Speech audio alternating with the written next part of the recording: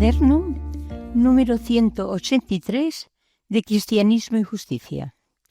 Título: León Tolstoy, un profeta político y evangélico. Autor: Antoni Blanch. Introducción. El gran escritor ruso que fue León Tolstoy, 1828-1910, es hoy universalmente conocido por sus dos monumentales novelas Guerra y Paz, de 1869, y Ana Karenina, de 1878, creadas por él antes de cumplir los 50 años. En cambio, apenas si se conoce su obra posterior, también muy importante, integrada por más de 100 ensayos y algunas novelas cortas. Todo ello publicado por él a partir de 1878 y hasta el final de una larga vida de 82 años, con una orientación notablemente distinta a la de su obra literaria anterior. Nos interesa ahora comprender cómo y en qué sentido se verificó este gran cambio y con qué consecuencias. Para ello, habrá que ahondar, en primer lugar, en el sentido de la gran crisis personal que Tolstoy sufrió precisamente en el momento más alto de su éxito literario. ¿Por qué y cómo le vino una tan dramática depresión mental y moral que le hundió en un tan oscuro sinsentido nihilista? Afortunadamente, la crisis no duró mucho tiempo y pronto pudo recuperarse y transformarse en lo que puede llamarse un hombre nuevo. Una vida radicalmente renovada que, a pesar de grandes rasgos, ya podemos caracterizar, anticipando las explicaciones de este estudio, como la de un espíritu apasionado por mejorar la situación injusta de los trabajadores y campesinos rusos, rebelándose contra los poderes reales que la causaban. Mientras se sentía por primera vez especialmente inspirado por la súbita aparición en su conciencia de la persona de Jesús y de las revolucionarias sentencias de su Evangelio. Ambos factores, la rebeldía del revolucionario social y su profetismo evangélico, convergían con tal vigor en su genial talante de escritor y de pedagogo que bien puede aplicarse a ese Tolstoy radicalmente renovado el título de profeta social y evangélico. En efecto, cuando se leen algunos de este centenar de ensayos y artículos de prensa publicados por Tolstoy desde entonces, el lector se encuentra con un autor muy distinto del anterior artista, el magnífico pintor que fuera de las grandes guerras napoleónicas en Rusia y de las costumbres superfluas de la aristocracia zarista a la que él mismo pertenecía. Ahora, en cambio, en esta segunda fase de su vida, se ha convertido en un autor didáctico y polémico, expresando una intensa ansia de reformador social y político, y mucho más inclinado a actuar, implicándose en proyectos concretos de educación de los campesinos analfabetos y de instalación de centros sanitarios en los vastos territorios de su propiedad. Se pondrá también a estudiar con renovado interés los modernos reformadores sociales europeos, así como a los pocos pensadores rusos del momento, exiliados en su mayoría por sus ideas revolucionarias. Se rodeará de gente de izquierda y organizará movimientos populares en esta misma dirección reformista. Y lo que resulta todavía más sorprendente en esta evolución de Tolstoy es que todo lo que hace y escribe, desde entonces, está siempre muy profundamente inspirado por algunas de las más valientes propuestas del Jesús de los Evangelios, que él mismo traducirá directamente del griego al ruso para difundirlos al gran público, movido por una sorprendente vocación profética. Al pretender ahora recuperar aquí lo esencial de este nuevo magisterio tolstoyano, en un momento cultural y político como el de hoy, aquí en España y en Europa, en el que parece dominar la mediocridad de miras y el individualismo antisolidario. Pienso que la figura de ese Tolstoy, más revolucionario espiritual, podría también servir de estímulo a las actuales generaciones de ciudadanos perplejos, indignados y rebeldes, al lado de otros grandes maestros morales, por desgracia hoy muy escasos.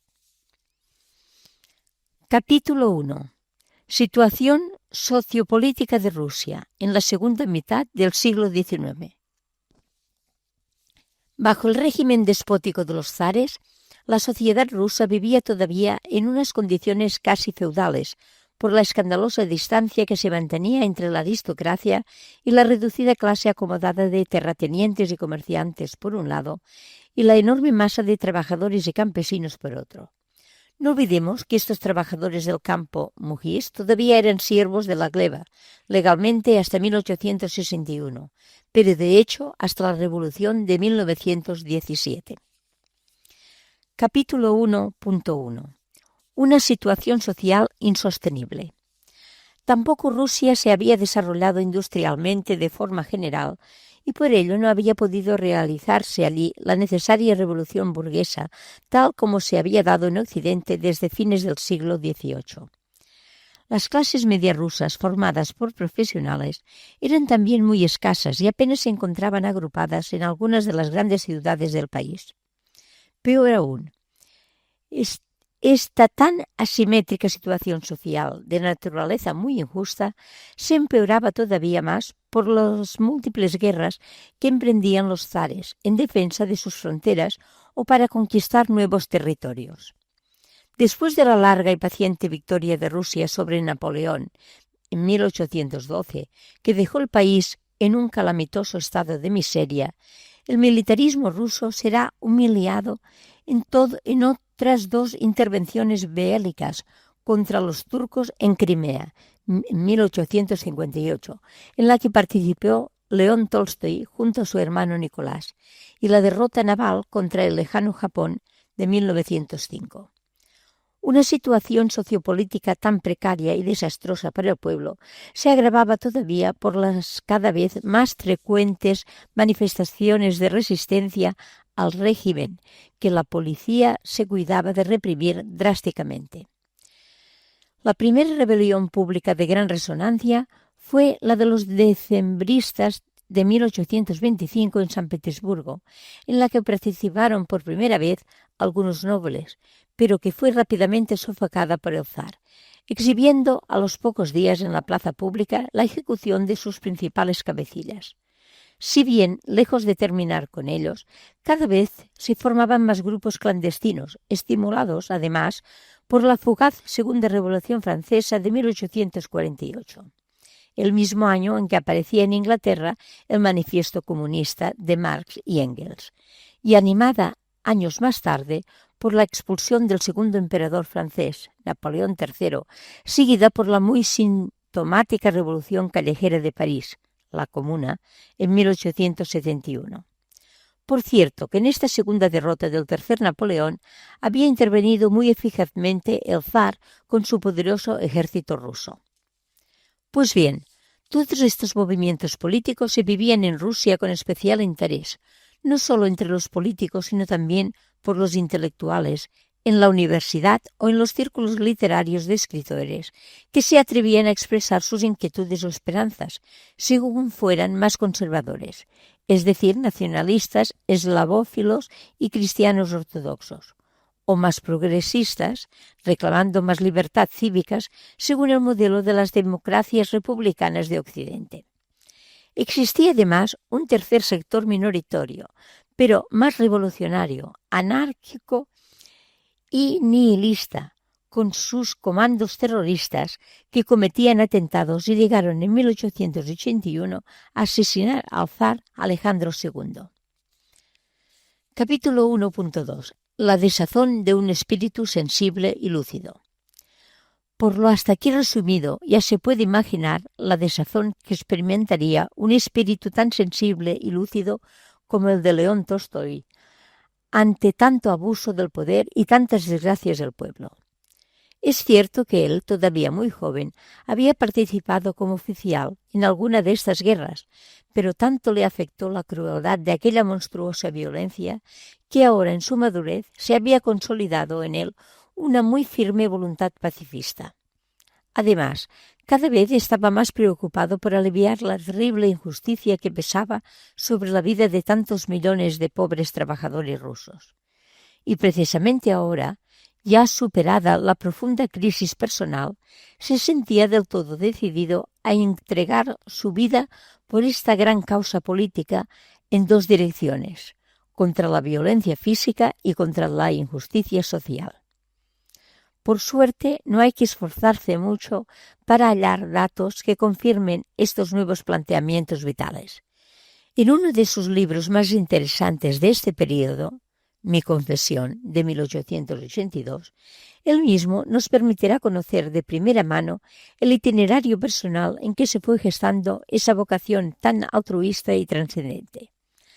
A esta confesión acudiremos enseguida, pero antes conviene todavía completar algunos datos más, resumiendo el panorama intelectual de carácter reformista y aún revolucionario que ilustraba a los pensadores y escritores rusos de aquel momento, disidentes de la doctrina oficial, entre los que ciertamente se encontraba el propio León Tolstói. Capítulo 2.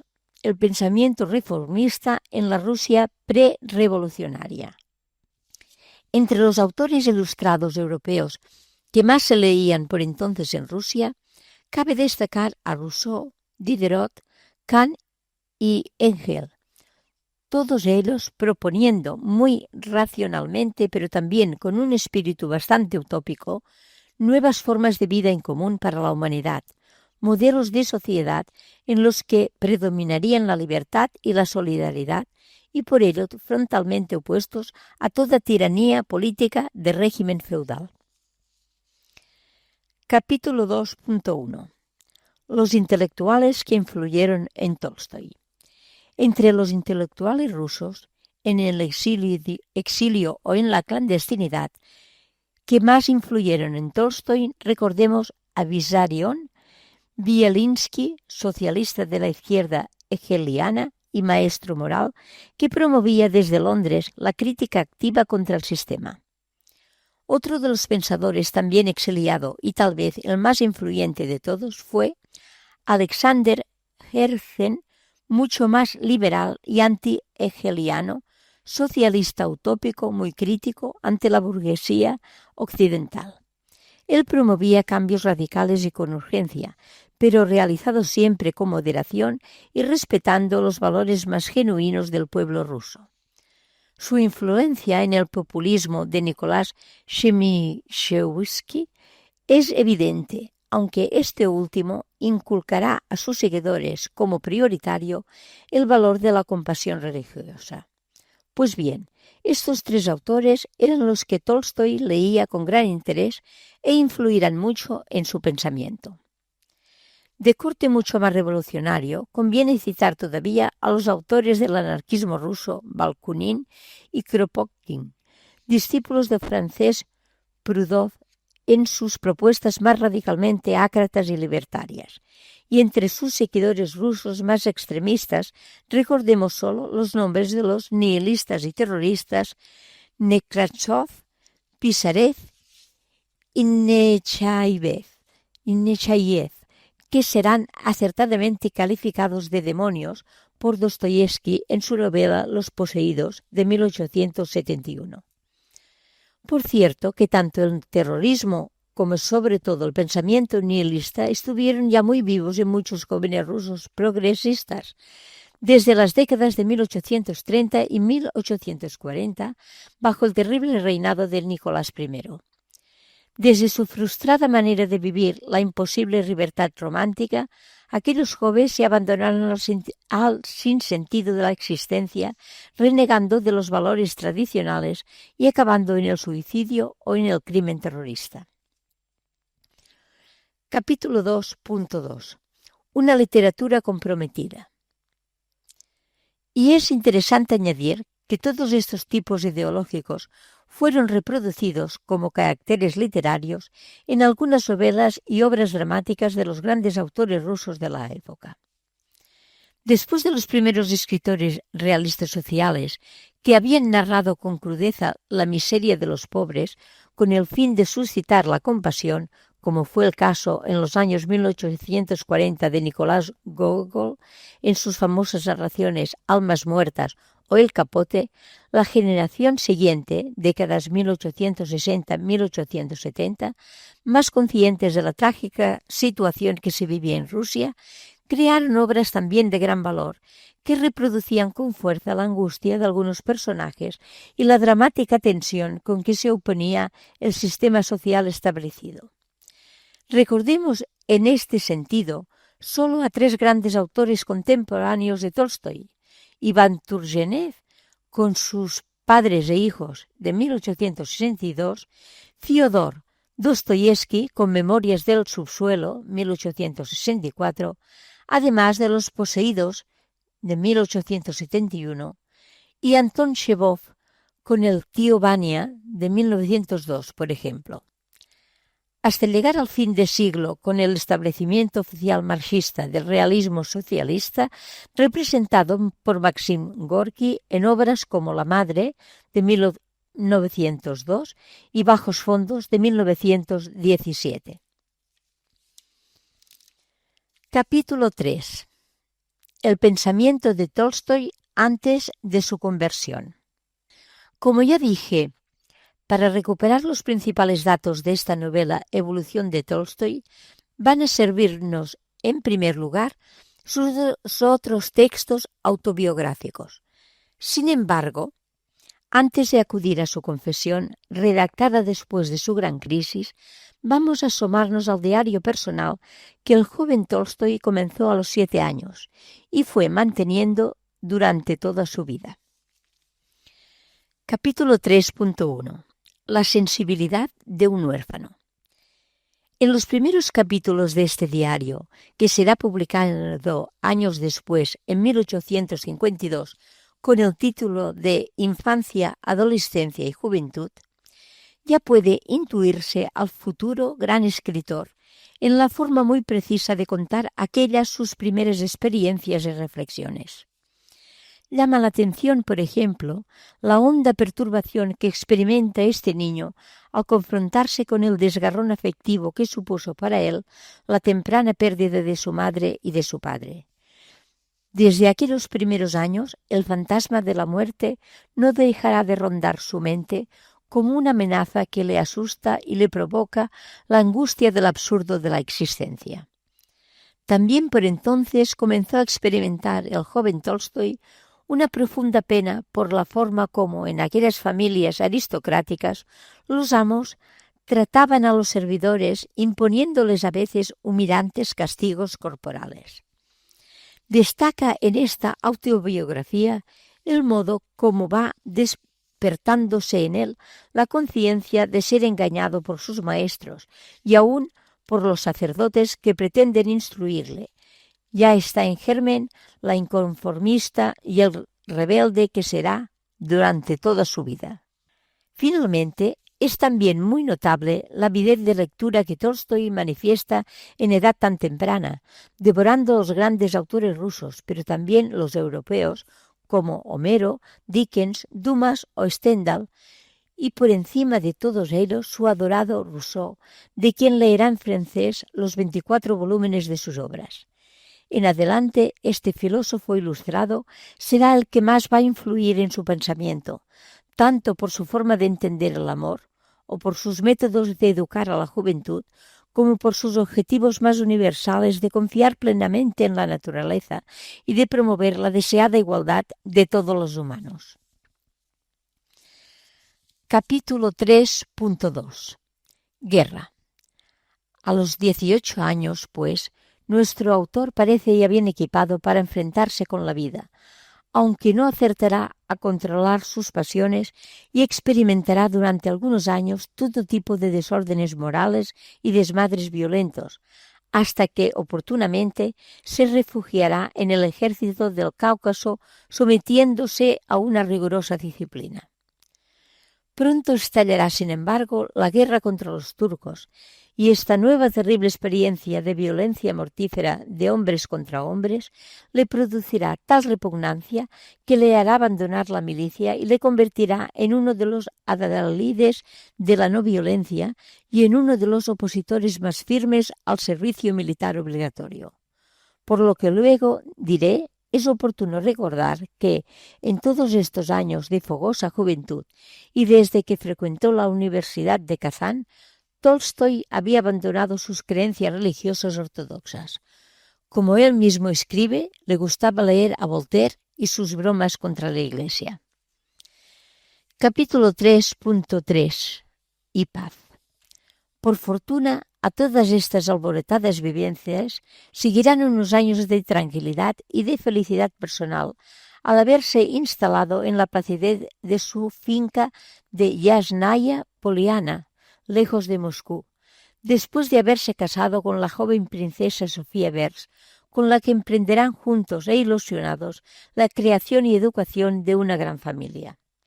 También es por entonces cuando León Tolstói podrá realizar su proyecto de escribir las dos ya citadas grandes novelas que le procurarán una merecida fama universal.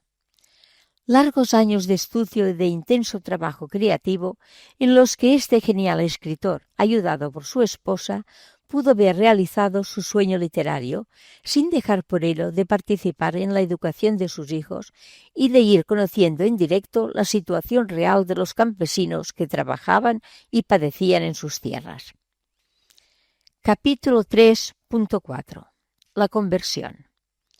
En los primeros capítulos del ya mencionado libro Mi Confesión, volverá el autor 15 años más tarde a evocar estas dos fases de su itinerario personal, muy cambiado ahora después de haber padecido aquella terrible crisis existencial, su desesperada bajada a los infiernos y de haber salido de ella transformado en un hombre nuevo. Es precisamente esa conversión de carácter también claramente religioso la que le moverá a escribir la confesión retrospectiva que ahora voy a comentar. Aciertan algunos antropólogos culturales cuando enseñan que los héroes de mitos y leyendas antiguos no llegan a alcanzar su pleno protagonismo hasta que no han pasado antes por una terrible prueba personal. Salvando las distancias, este parece haber sido el caso de León Tolstói, antes de entrar en esta nueva fase de héroe rebelde. Un acontecimiento ciertamente muy oscuro y complejo que ahora no es posible explicar en detalle, aunque para dar alguna idea de ello, recojo a continuación la síntesis que hace el propio héroe, resumidas por su amigo Romain Rolland en la biografía que le dedicó al año de su muerte.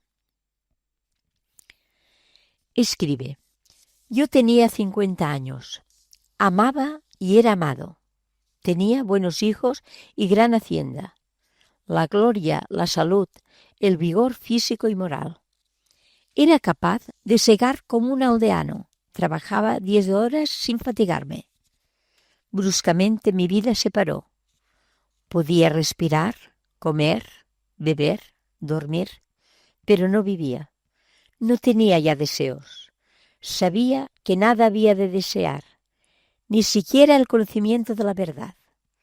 La verdad era que la vida era una insensatez. Había llegado al abismo y veía claramente que delante de mí no había nada más que la muerte.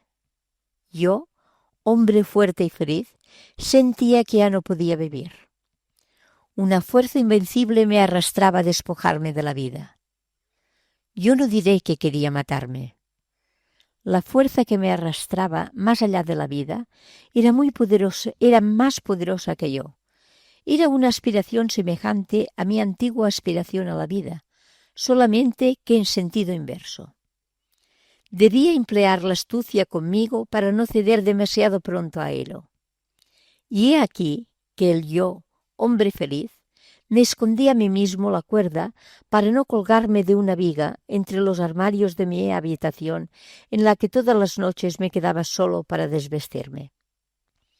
Me parecía que mi vida era una farsa estúpida que me era representada por alguien. 40 años de trabajo, de penas, de progreso, para ver que no hay nada, nada. De mí no quedará más que podredumbre y gusanos. Y lo peor es que no podía resignarme. Me asemejaba a un hombre perdido en el bosque, sobrecogido de terror porque se ha extraviado y que corre por todos los lados sin poder detenerse. aún a sabiendas de que a cada paso se extravía más. Capítulo 4. La vida nueva de un converso. Habiéndose calmado esas angustias de muerte, León Tolstoy se pone a buscar, desde lo más profundo del abismo, nuevos cauces para sus deseos de vivir y de encontrar por fin el sentido de la existencia. Capítulo 4.1. El sentido de la vida. Sin salirnos de mi confesión, él se pregunta: ¿por qué tanta gente puede vivir sin conocer el verdadero sentido de su vida? Y responde indicando que tal vez no han acertado a buscarlo donde realmente se halla. Unos se equivocan al conformarse con ignorarlo, otros lo buscan en el placer o en el poder o en la fuerza física, o se contentan con seguir encerrados en su pequeño círculo de seguridad y de sumisión. Y es interesante ver cómo Tolstoy se detiene en este último caso, porque piensa que es precisamente lo que ocurre en la mayoría de los campesinos rusos, a los que desde ahora tendrá siempre presentes en todas sus reflexiones. Pues ya ha descubierto en ellos que dentro de su penoso conformismo no deja de estimularlos la fe religiosa en un Dios que salva y da sentido al sufrimiento. Descubrí entonces que la fe del pueblo es una especie de conocimiento que les permite vivir en paz. Según él, no es precisamente la idea del Dios de los teólogos la que les salva, sino esa misteriosa realidad de vida infinita de la que se sienten agraciados, porque no hay vida sin Dios. Desde esta convicción se pone a estudiar lo que debe ocurrir en otras religiones, también muy extendidas popularmente, y concluye que en esas otras inmensas masas humanas de humillados y ofendidos, también es la fe en el Dios de la vida la que los salva. Así lo vive el propio Tolstoy en los frecuentes encuentros con sus propios campesinos, al acompañarles en largas horas de oración y en otras prácticas religiosas ortodoxas, sintiéndose él mismo en una reconfortante comunión con millones de gentes del pueblo.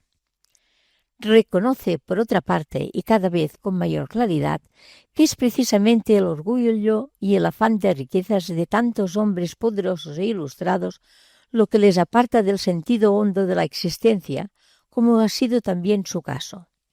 Y por ello, como desde entonces no dejará nunca de repetir que estas son exactamente las ideas que Jesús propone con claridad en el Evangelio. Además, Tolstoy, en estado de rebeldía permanente contra los abusos de los poderes públicos, se indigna en su condición de nuevo converso ante la forma que tiene la Iglesia ortodoxa de entender y explicar la fe cristiana, denunciando su rigor dogmático y su adhesión oficial al régimen político dominante, posturas que son para él del todo antievangélicas. Capítulo 4.2. Resurrección religiosa.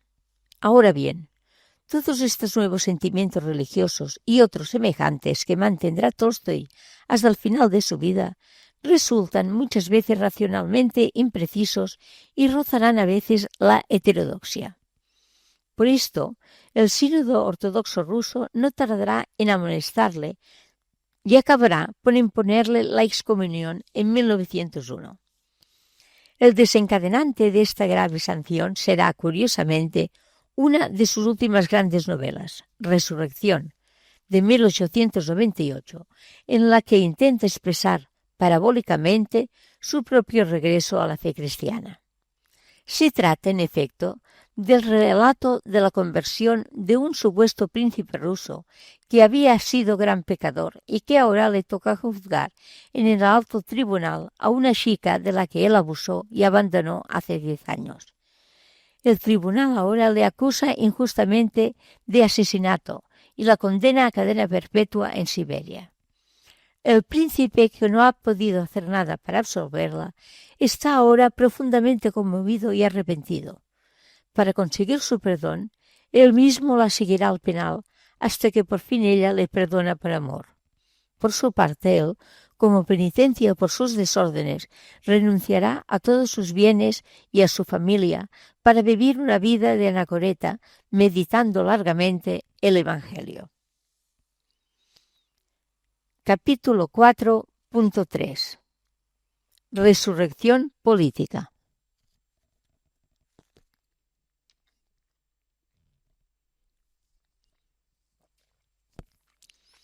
Adviértase que esta novela no describe solo una resurrección religiosa, sino también una resurrección política, una transformación radical de este aristócrata en su manera de comprender a las víctimas del poder político, pues al visitar el penal siberiano, él ha podido tratar con algunos de los obreros revolucionarios castigados ahora, a quienes el príncipe llega a respetar y admirar por su decisión de sacrificarse por la causa contra la injusticia.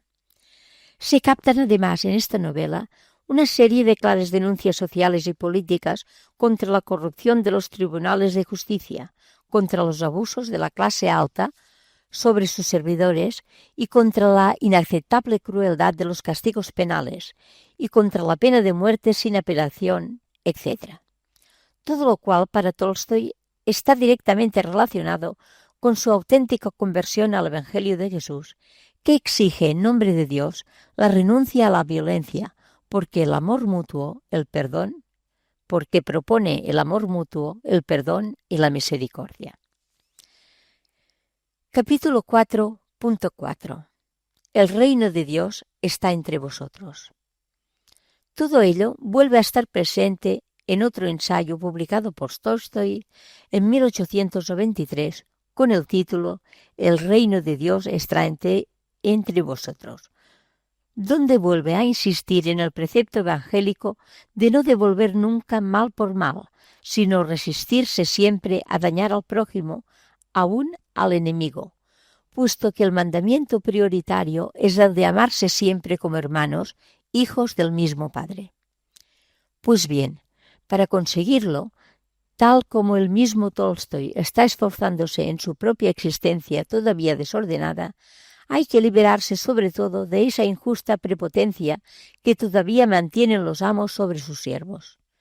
Por ello, al final de este famoso libro, insiste el autor en que hay que luchar contra el orgullo e irse desprendiendo de todos los bienes superfluos, además de evitar siempre la mentira. Y para dominar estas pasiones aconseja además el ayuno y la sobriedad en todo, así como el trabajo en el campo con los campesinos. Solo así este reino de Dios que ya ha llegado logrará establecerse en este mundo perverso. Capítulo 5. Un oficial del zar que repudia la guerra. El conde León Tolstoy, en efecto, siguiendo el ejemplo de su hermano mayor Nicolás, que era capitán de los húsares, se alistó voluntario al ejército del zar a los 23 años y tuvo que luchar en la campaña de Crimea, de la que salió con el grado de teniente. Pero fueron tan horribles las experiencias de muerte que vivió en la contienda que abandonó para siempre la milicia, en contra de una tradición de ilustres militares en la familia, entre los que un Tolstoy llegó a ser general en las guerras contra Napoleón. Este rechazo de Tolstoy fue tan profundo que desde aquel momento no dejará nunca de expresarlo en privado y en público, sobre todo en sus escritos. Capítulo 5.1. Un ensayo sobre la guerra. Muy poco después de aquellas terribles experiencias, publicará los 3 volúmenes de Sebastopol de 1854 al 1855 sobre la sangrienta defensa de Crimea, y ha instalado pacíficamente en Yasnaya Poliana, se entregará a redactar la monumental obra Guerra y Paz, dedicada precisamente a las campañas napoleónicas en Rusia. Recuérdese que a lo largo de este relato el autor interviene personalmente en el texto con una cierta frecuencia, incisos que molestan a algunos lectores ingenuos, para expresar su opinión sobre los hechos narrados. Tolstoy no quería que se considerase esta su obra maestra como una novela más sobre las guerras, más bien la concebía como un ensayo épico, con hechos y personajes históricos y ficticios, acompañados siempre por las reflexiones políticas y morales del autor.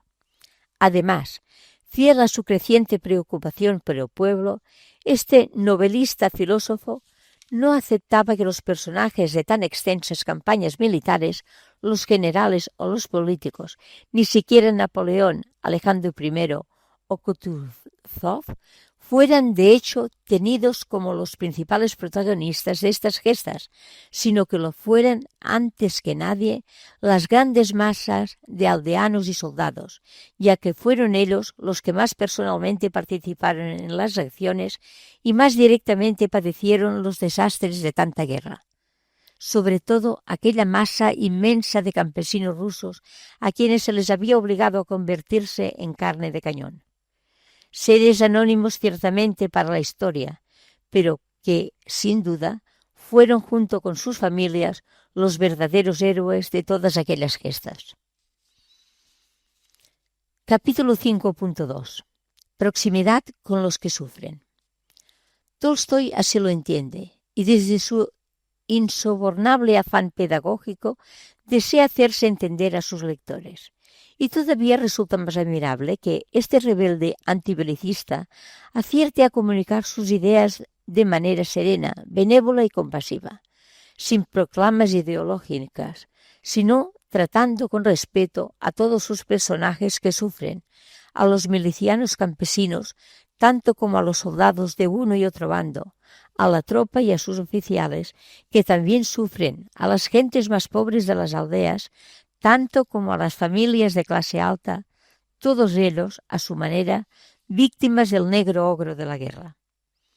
Un ejemplo admirable de esa proximidad de los seres humanos en la desgracia, por encima de sus condiciones sociales, nos lo ofrecen, por ejemplo, las conversaciones que mantienen en una prisión de guerra francesa el campesino miliciano Platón con el intelectual rebelde Pierre Bezukhov. Al tratarse, más en general, de tantos personajes siempre expuestos a la muerte, Tolstói hace brotar en ellos unos hondos sentimientos muy humanos, pero también religiosos, que nunca había olvidado en aquella fase intermedia de su vida. Véase, por ejemplo, lo que piensa el príncipe Andrés, herido de muerte en el campo de batalla. El amor oculta la muerte, porque el amor es Dios, y morir significa que yo soy un átomo de este amor que vuelve al general y eterno manantial. Capítulo 5.3. La guerra innecesaria. Ahora bien, al estar trabajando nuestro autor tan asiduamente sobre la guerra, no podía dejar de preguntarse por las causas de un crimen tan horrendo y universal. Por ello, dedicará a esta tan grave cuestión muchas de sus intervenciones en esta novela Guerra y Paz, incluido todo el epílogo de más de 80 páginas. Y ante la imposibilidad de responder a una pregunta tan trascendental, seguirá cuestionándose sobre por qué algunos escritores llegan a entender la guerra como necesaria y por lo tanto justa. Desde esta perplejidad, reprocha Tolstói a los autores de novelas bélicas que ni siquiera se lo han cuestionado y rechaza además a los historiadores modernos que admiten la necesidad de la guerra, siguiendo el principio daurniano de la fatalidad que pesa sobre la especie humana de tener que eliminar al adversario para sobrevivir. Años más tarde, y ya después de su conversión, impugnará Tolstói esta fatalidad de la guerra, atribuyéndola no al instinto sino al orgullo, como causa libre y principal de este crimen, pues el orgullo es la más horrenda de las pasiones humanas, que al ser libremente consentida, genera las pasiones no menos mortíferas de la envidia y el odio para reforzar su satánica fuerza destructiva, tal como explica el mito bíblico del crimen de Caín contra Abel. Capítulo 5.4. El control de las pasiones. Así, hacia el final de su vida, habiendo consolidado su rechazo a toda violencia física, moral o estructural, iniciará Tolstoy un proceso personal y una campaña pública de palabra y por escrito, predicando el control sobre las pasiones, que son la causa de todo mal moral. Él mismo propone e intenta practicar la privación de estímulos nocivos, exigiéndose la mayor austeridad posible. Inspirado ya, como estaba en el Evangelio de Jesús, que nos desvela que la paz entre los mortales solo se alcanza venciendo al yo prepotente por el olvido de sí, la humildad, y la práctica habitual de la misericordia y el amor fraterno, aún hacia el enemigo. Entre los seguidores de este rebelde pacifista que fue Tolstoy, recordemos a Gandhi, todavía joven, abogado en África del Sur, que leía sus escritos y escribió varias veces al autor, manifestándole una plena adhesión a su programa, que él más adelante, ya en la India, frente al Imperio Británico, irá desarrollando a su manera, ahimsa, más fiel a la tradición hindú de purificación y autosacrificio. Capítulo 6. Un socialista utópico y populista. León Tolstoy propiamente no fue un político, sino un hombre muy comprometido con la sociedad de su tiempo, un reformador y un pensador moral especialmente interesado en la idea de justicia en todas sus manifestaciones. Fue además un activista y un magnífico propagandista gracias a su admirable dominio de la palabra escrita. Este interés por lo político, en el sentido más noble y genérico de la palabra, le llevó a informarse con cuidado sobre los principales sistemas políticos y económicos que prevalecían en su época, en Rusia y en el resto de Europa. Tenían también frecuentes conversaciones con socialistas que regresaban de Europa, algunos de ellos contratados por él como preceptores de sus hijos. Su intención dominante en toda esta imponente actividad personal era la de poder hallar los medios y los remedios más aptos para reformar el régimen de monarquía absoluta que dominaba entonces en Rusia. Capítulo 6.1. Un socialismo del amor.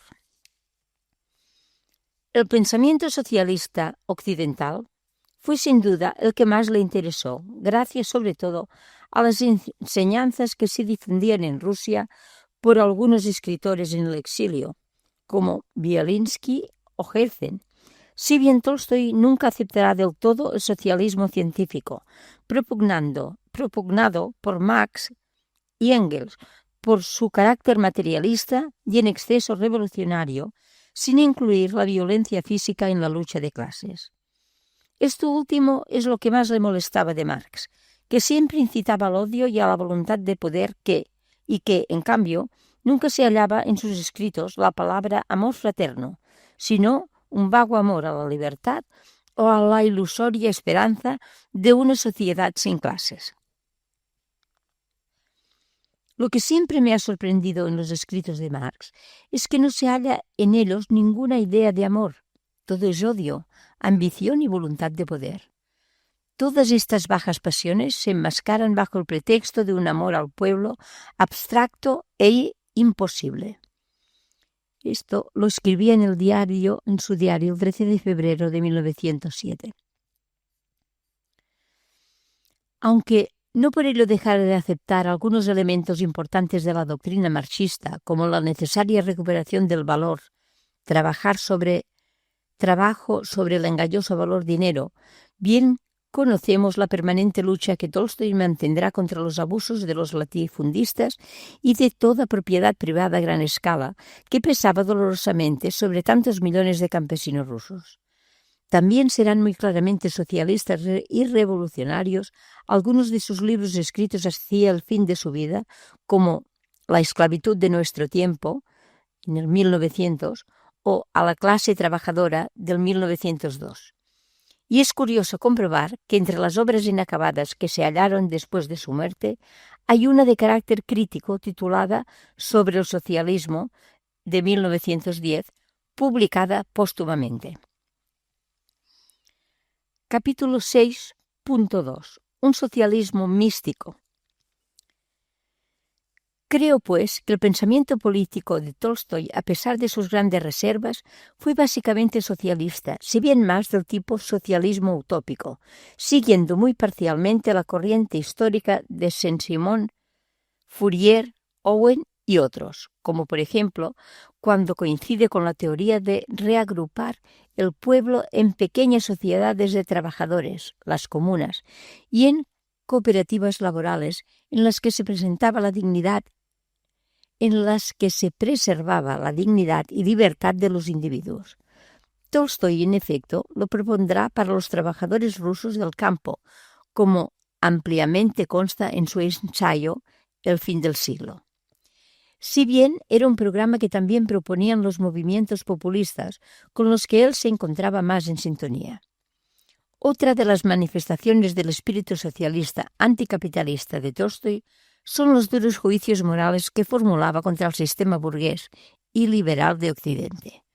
Las dos únicas veces que él había viajado por Europa, por Francia, Inglaterra y Suiza, volvió muy desengañado por el estado de aquellas sociedades y de sus sistemas democráticos.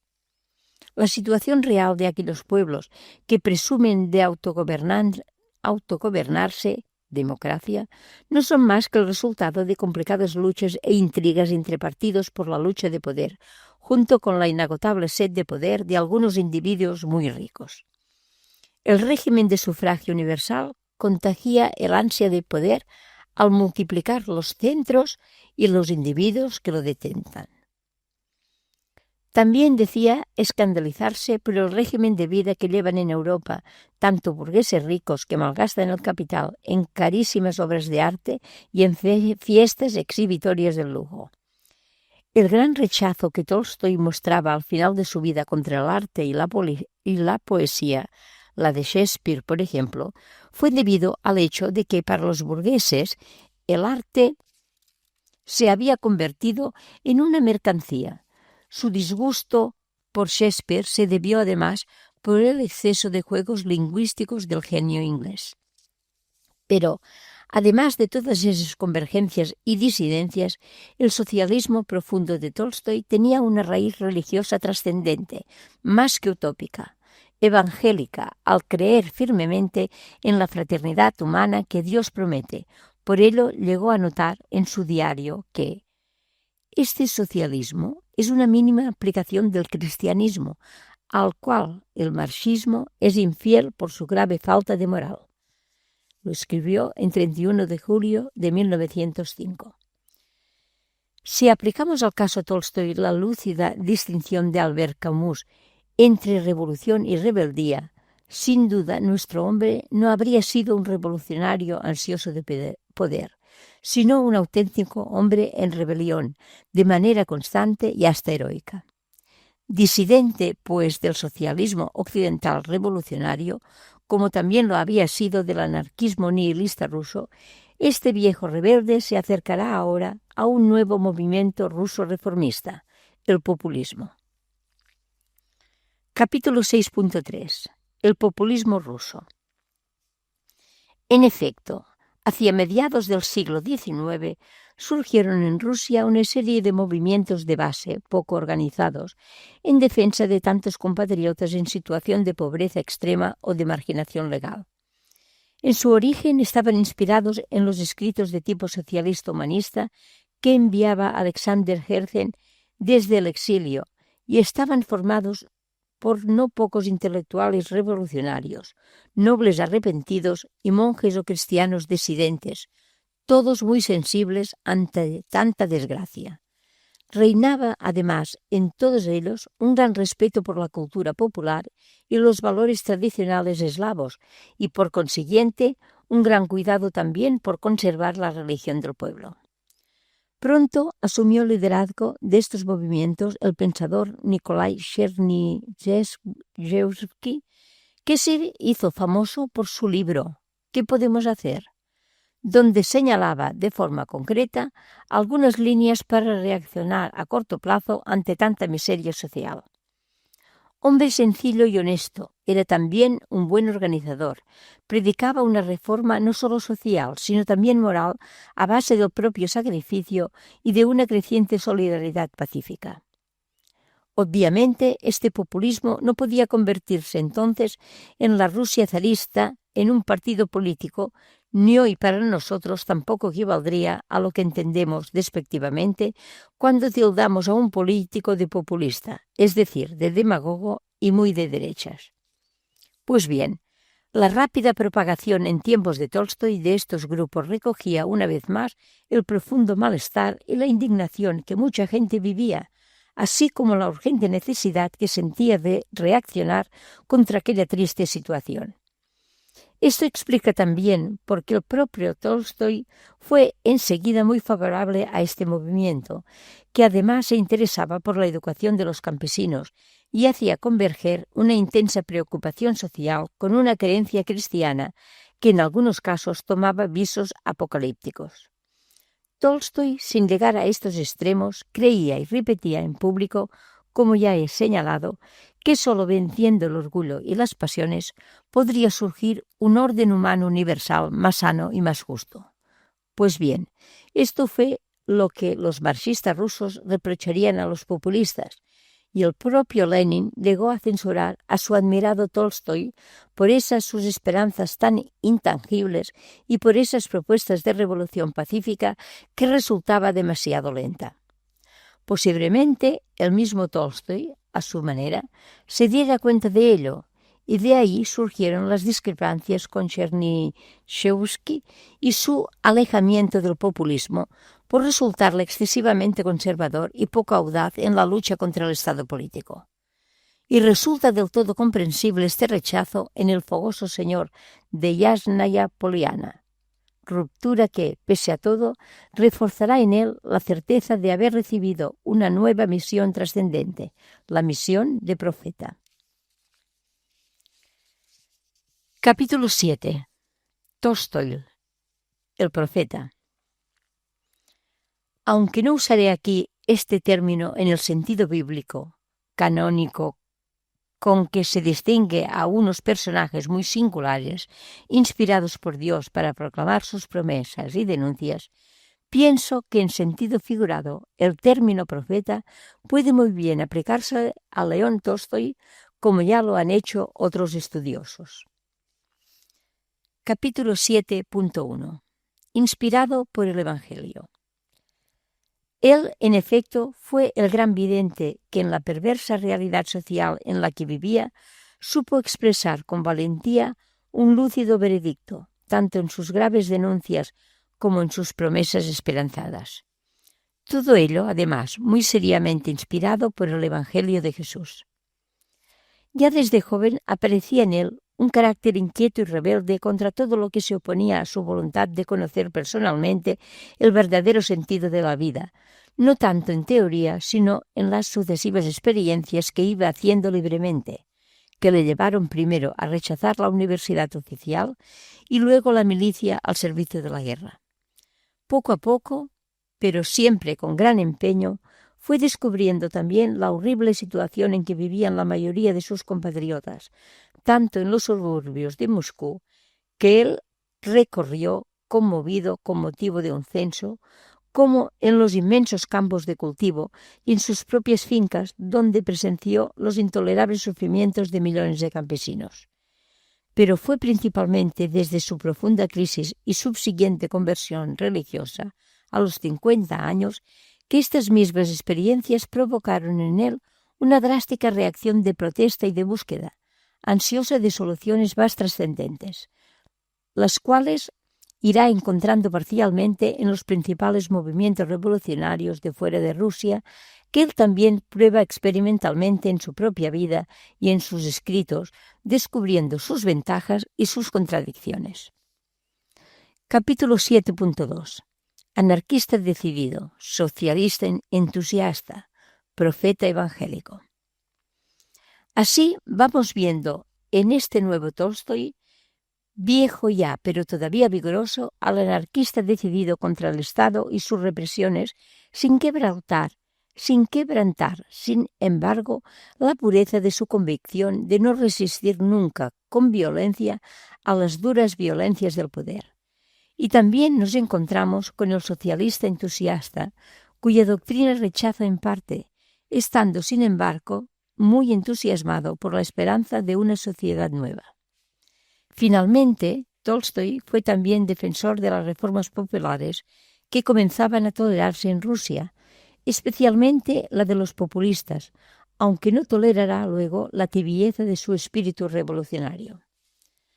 Pues bien, todas estas adhesiones y contradicciones, a veces muy penosas, que va viviendo este aristócrata rebelde e infiel a su monarca, a costa también de la paz doméstica, serán todavía muy potenciadas en su espíritu por aquella su radical conversión al Evangelio de Jesús, que añadía a sus luchas y esperanzas un horizonte absoluto y volvía mucho más dramáticas sus resistencias personales, así como las tensiones familiares y las oposiciones públicas, con la policía, por ejemplo, o con la Iglesia ortodoxa. Con el agravante añadido, no menos dramático, de que ahora él no podía callarse y debía seguir expresando su mensaje contra viento y marea. Creo, pues, que es del todo justificado otorgar el título de profeta a ese espíritu gigante que fue León Tolstói, un gran profeta evangélico, además de moral y político. Capítulo 8. Un profetismo moral, político y evangélico. Téngase en cuenta que esta firme vocación profética de Tolstói no dejó nunca de ofrecer un muy notable aspecto social y hasta político. Ya hemos estado constatando la permanente denuncia que Tolstói mantuvo, aún en sus primeras obras más literarias, contra los abusos del régimen absolutista ruso. Capítulo 8.1. Un reino subversivo. Son incontables sus inventivas contra lo que hoy entendemos por la violencia estructural, así como contra la represión de la libertad y la crueldad de los castigos penales. Estas denuncias iban siempre preñadas de un serio contenido moral en defensa de la justicia y en especial de la caridad a favor de la gente más desposeída y marginada de la ciudad y del campo. Ahora bien, la vigorosa voz de Tolstói, que se atrevía a denunciar a unos sólidos poderes establecidos y que para algunos debía sonar muchas veces como la del profeta que clama en el desierto, no dejaba de ser acogida, de hecho, por muchos oyentes y lectores, especialmente consolados por aquellas protestas que ellos mismos no sabían o no podían expresar, como consta, por ejemplo, en algunas de las muchas cartas que él iba recibiendo diariamente en la última etapa de su vida. Es muy considerable también el efecto que producían estas proclamas en una sociedad que comenzaba a sentirse mucho más indignada frente a tantas injusticias, efecto que era reforzado por el ejemplo personal que el propio Tolstói daba cuando él mismo se reconocía pecador y procuraba aplicarse a la corrección moral que luego predicaba. Así, por ejemplo, al proponer sus 5 mandamientos del revolucionario, estaba él mismo expresando sus propios esfuerzos para conseguirlo. Preceptos, por lo demás, muy prácticos, tales como no irritarse, no cometer adulterio, no jurar en falso, no resistirse al mal con violencia y, sobre todo, amar a los demás como a uno mismo. Como los más antiguos profetas, también Tolstói predicaba una radical conversión moral y con frecuencia exclamaba: «Haced penitencia». Además, y como efecto de esta su total recuperación religiosa, ya no se contentaba este profeta con ofrecer motivaciones éticas simplemente humanas, sino que apelaba siempre a la confianza en el poder de Dios, que para él también era el Dios del amor y la misericordia, según la doctrina de Jesús que Tolstói había descubierto en los Evangelios. Decía: «Yo creo en Dios, que es el espíritu del amor y el principio de todo. Yo creo que el sentido de la vida para cada uno de nosotros es solamente el de crecer en este amor a Él, lo cual nos valdrá en esta vida una dicha que crecerá cada día y en el otro mundo una felicidad más perfecta». Curiosamente, esta convicción la había también recibido nuestro profeta en el asiduo trato con los campesinos. «Ellos me devolvieron las bases de mi fe», dice en Mi Confesión, capítulo 13. Estaba en efecto convencido de que esta fe era también la que estaba dando fuerzas a los pobres de este mundo para seguir adelante. De ahí que uno de los dichos evangélicos que Tolstói más repetía era: «Buscad primero el reino de Dios y su justicia, y todo lo demás se os dará por añadidura». Así concluye, por ejemplo, su obra «El reino de Dios está entre vosotros». Capítulo 8.2. Adhesión a Jesús. En otro de sus ensayos, La religión y la moral, de 1823, Tolstói reconocía a este propósito que una moral laica desvinculada de la religión no puede subsistir.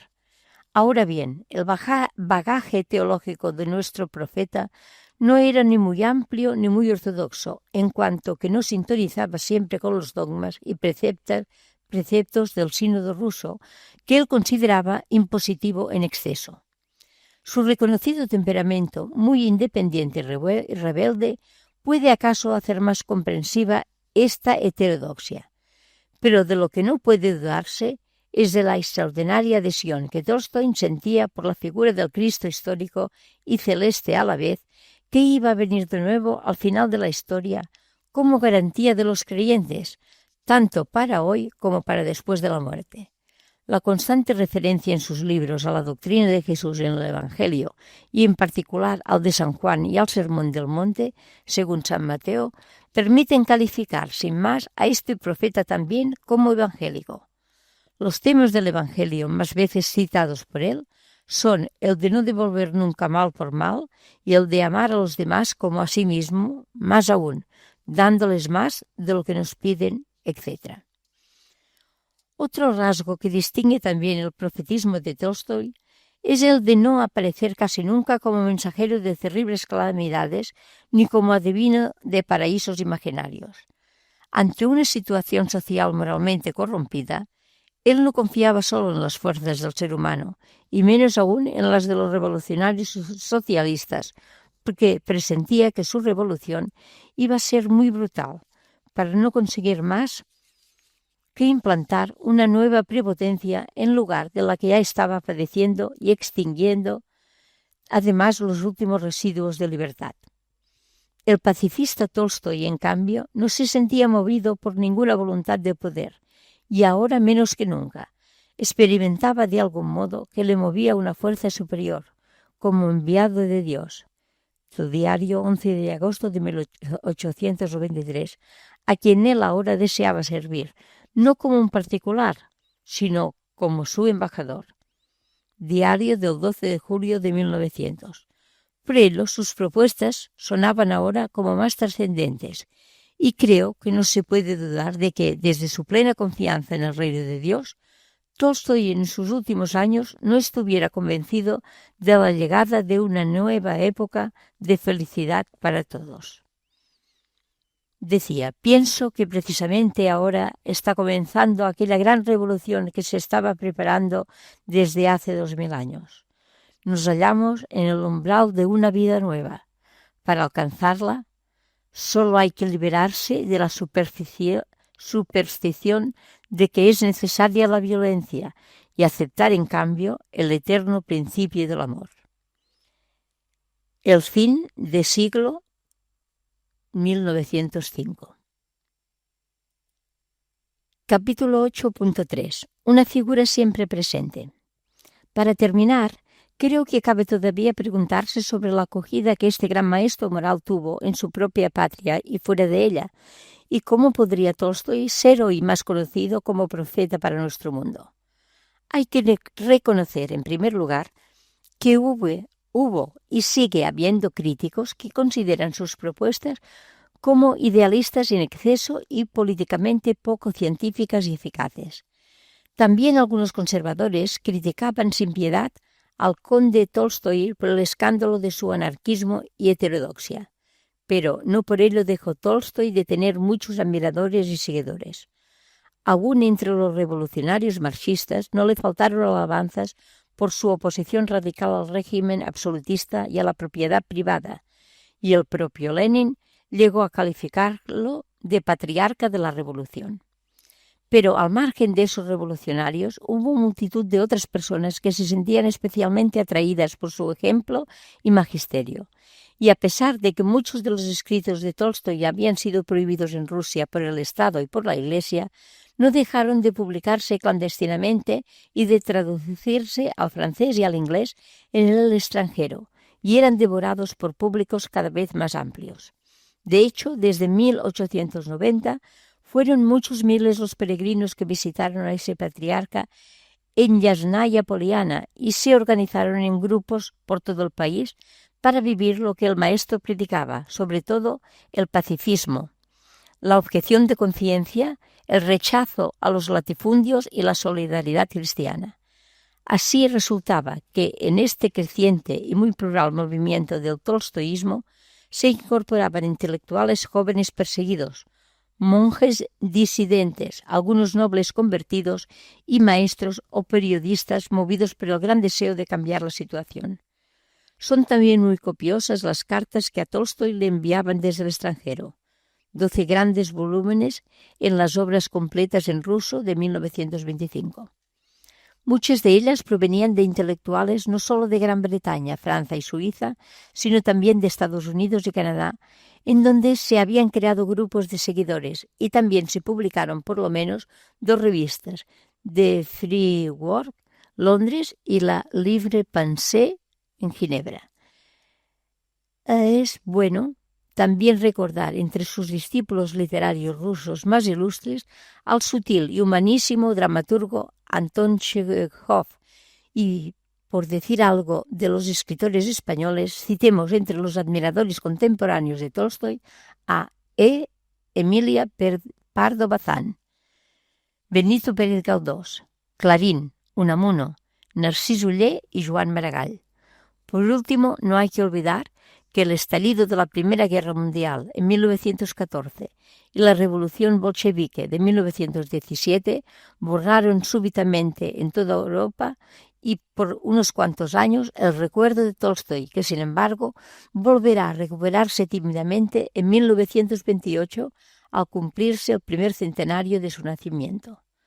No han faltado pensadores como Stefan Zweig, que vieron en León Tolstoy a uno más de los grandes idealistas históricos que al final fracasaron, como Don Quijote. Pero cabe preguntarse, ¿fracasó realmente Don Quijote? Es cierto que fue muchas veces derrotado, pero nunca le arrancaron la voluntad de seguir luchando por un mundo mejor, y por ello su figura está siempre presente como un estimulante símbolo moral.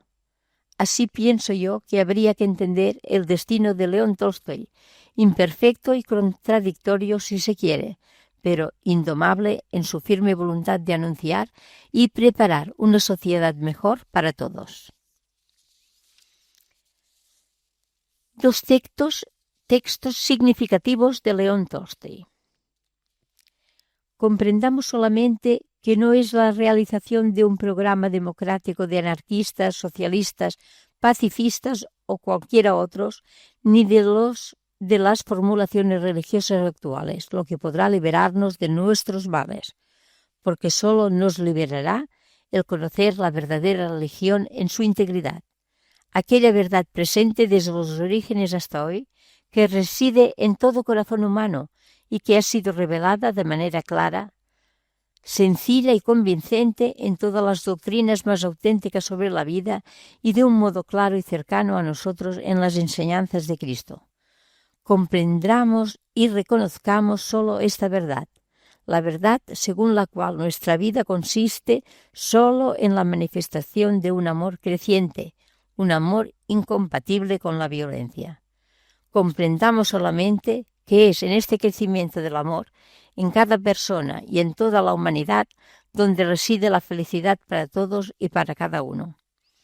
Comprendamos solo que esto es así, tanto en la forma de vivir de cada uno, como en la de sus relaciones con los demás, y comprendamos sobre todo que este principio tiene que orientar la educación de las futuras generaciones, que cada persona entienda que no solo no tiene derecho, pero ni siquiera la posibilidad de organizar la vida de los demás, pues es tarea propia de cada persona planificar y responsabilizarse de su propia vida, desarrollando en sí mismo el espíritu de Hijo de Dios y aumentando sobre todo aquello que más le caracteriza, que es el amor.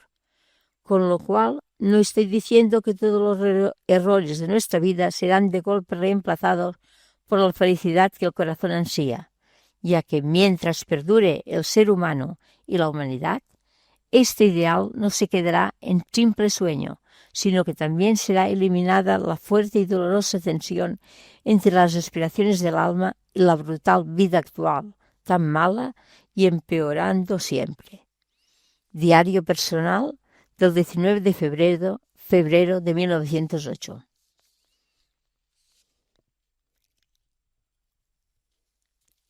Otro trozo de su diario personal del 21 de junio de 1910, año de su muerte. Solo nos es dada una forma de felicidad del todo inalienable, la del amor. Basta con amar y todo es alegría, el cielo, los árboles, uno mismo. Y sin embargo, la gente busca la felicidad en todas partes, menos en el amor. Y es precisamente esta forma errónea de búsqueda de felicidad en la riqueza, en el poder, en la fama o en un amor excluyente la que no solo no nos da felicidad, sino que nos la quita del todo.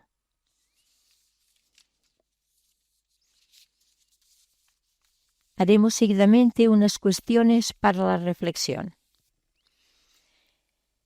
El temperamento de Tolstói desde muy joven, pero sobre todo a partir de su crisis personal, fue la de un hombre rebelde ante las injusticias sociales que oprimían a los pobres, siervos y trabajadores rusos.